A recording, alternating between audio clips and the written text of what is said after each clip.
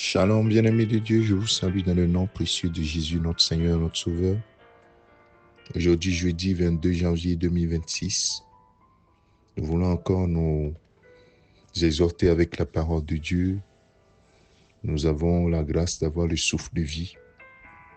Et comme j'ai l'habitude de le dire, tous les matins, rends grâce à ton Dieu pour le souffle de vie qui t'est accordé. C'est toujours un privilège pour toi et moi d'avoir le souffle de vie et d'espérer dans le Seigneur. Et ce matin, j'aimerais revenir sur un point que j'avais soulevé au cours de cette semaine. Je crois bien que c'était le dimanche.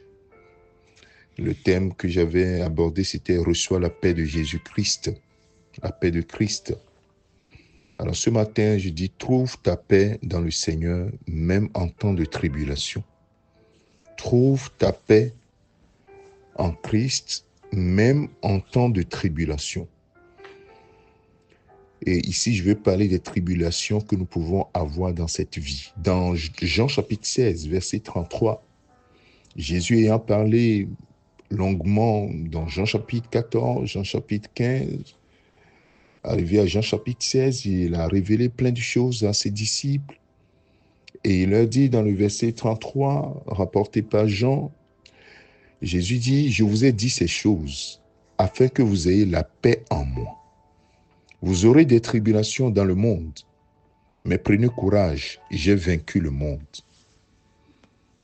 Vous imaginez, Jésus n'était pas encore mort, ressuscité, n'était pas encore glorifié.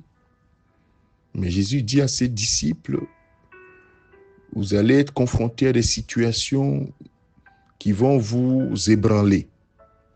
Mais trouvez votre paix en moi, car j'ai vaincu le monde.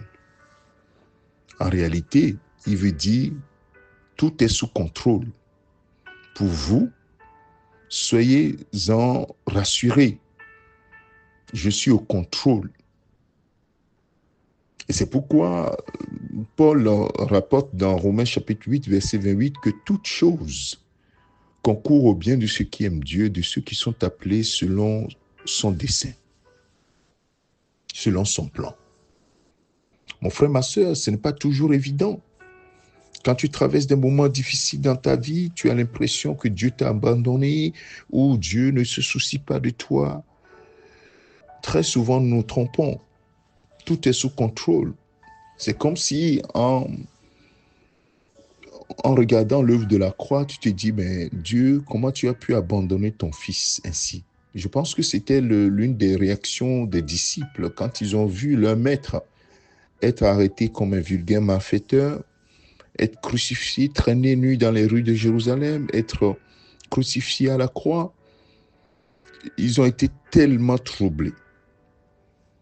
Certainement, ils ont pensé, mais Dieu, comment tu as pu laisser faire? Même les disciples qui étaient sur la route d'Emmaüs, qui étaient retournés dans leur village, après la mort de Jésus-Christ, ils ont dit, mais oui, bon, on croyait que Jésus-Christ était un grand prophète, mais ce qui s'est passé est terrible. Donc, ils traversent un moment de tribulation. Mais toi et moi, nous devons nous baser sur ce que Jésus a dit. Il dit, prenez courage. J'ai vaincu le monde. J'ai déjà vaincu le monde. Donc, si Jésus est ton Seigneur et ton Sauveur, et la Bible dit qu'il est avec toi, il est en toi. Christ en nous, c'est l'espérance de la gloire. Tu es en Jésus-Christ, c'est-à-dire que tu es devenu un enfant de Dieu. Tu dois prendre courage dans quelques situations que ce soit que tu traverses. Prends courage, j'ai vaincu le monde. Ça paraît simple à dire, mais c'est nous qui devons trouver notre paix. C'est un acte que tu dois poser. Tu dois croire que tu as la paix en Christ et tu dois avoir confiance en lui et développer cette foi en lui, malgré les situations compliquées de tribulation. Je te donne un exemple pratique. Dans Luc chapitre 8, la Bible nous rapporte une situation qui est très difficile. Verset 22, la Bible dit, un jour, Jésus montant dans une barque avec ses disciples et leur dit, passons de l'autre côté du lac, et ils partirent. Pendant qu'ils naviguaient, Jésus s'endormit. Un tourbillon fondit sur le lac. La barque se remplissait d'eau et ils étaient en péril. Quelle situation tu peux traverser qui peut sembler te mettre en péril, en difficulté, dans une situation où tu te dis, mais Seigneur, fais quelque chose. Ils s'approchèrent et le réveillèrent en disant, Maître, Maître, nous périssons. S'étant réveillé, il menaça le vent. Il menaça le vent et les flots qui s'apaisèrent et le calme revint. Waouh! Puis il leur dit, où est votre foi? Voyez la réaction de Jésus. Où est votre foi? Parce que votre foi devrait vous pousser à trouver votre paix en moi, votre assurance en moi. Parce que c'est moi qui vous ai dit, passons de l'autre côté du lac. Et tout ce que je dis, je l'assure, je m'assure que cela s'accomplisse. Où est votre foi? Où est votre foi en ce que je vous ai dit? Dans les moments de tribulation, nous oublions souvent ce que Jésus nous a dit. Nous oublions souvent ce que le Seigneur nous a promis, ce que la parole de Dieu, les promesses que nous avons. Souvent, nous les oublions. Oui, le but de la tribulation, c'est d'apporter la peur, d'apporter l'inquiétude. Mais à chaque fois, la Bible nous dit, ne vous inquiétez de rien. Ne vous inquiétez de rien. N'ayez pas peur. Pourquoi avez-vous si peur? Dans d'autres évangiles, dans cette histoire, on dit, pourquoi avez-vous si peur? Où est votre foi? Alors les disciples saisis de frayeur et d'étonnement, ils se dirent les uns aux autres, qui est donc celui-ci qui commande même au vent et à l'eau et à qui ils obéissent? Donc vous comprenez pourquoi Jésus a dit, j'ai vaincu le monde. Donc tout est sous contrôle. Et dans ta vie, tout est sous contrôle, mon frère, ma soeur. Il ne faut pas que tu l'oublies, c'est le Seigneur des Seigneurs, le Roi de gloire. Tout est sous contrôle. Il est au-dessus du temps et des circonstances. Tout lui est possible. C'est pourquoi il s'est attaqué immédiatement à leur foi. Où est votre foi? Mon frère, ma soeur, ce matin, où est ta foi? Ta foi est partie où? Si elle est partie, tu peux la faire revenir. C'est-à-dire, crois simplement la parole de Dieu. Dis, la foi vient de ce que l'on entend. Ce que l'on entend vient de la parole de Christ, ou bien la parole de Dieu. Reviens sur la parole. Qu'est-ce que Dieu a dit? Qu'est-ce que le Seigneur t'a promis? Quelle est sa promesse pour toi? Qu'est-ce que sa parole te dit? Sa parole te dit que tu es héritier. Héritier, tu ne mourras pas, tu vivras et tu raconteras les œuvres de l'Éternel. Qu'est-ce que sa parole t'a dit? Ne t'inquiète de rien.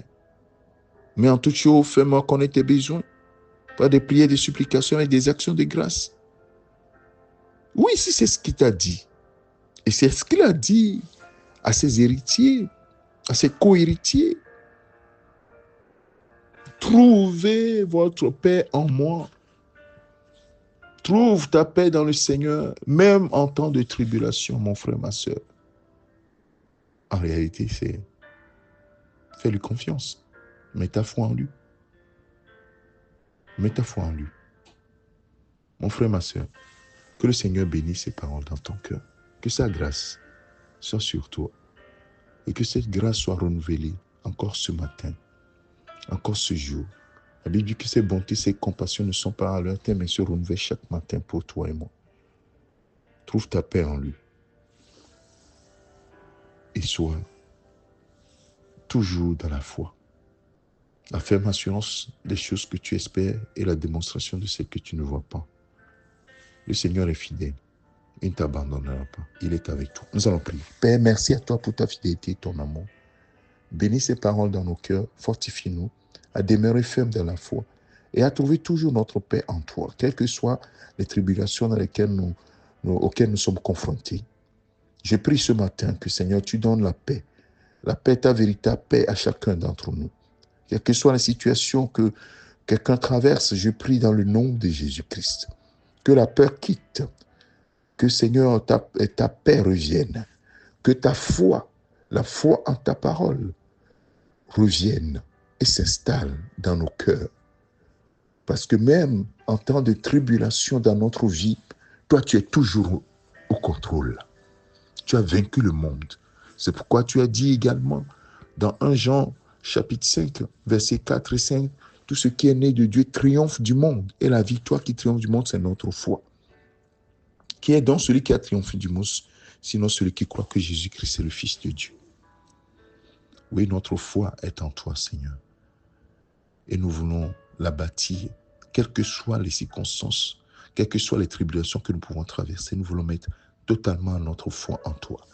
Merci, Seigneur Jésus. Merci, Saint-Esprit, de ce que tu confirmes ces paroles dans nos cœurs. Amen. Que le Seigneur te bénisse, mon frère, ma soeur. Que sa paix soit en toi, la paix de Jésus, la paix de Christ.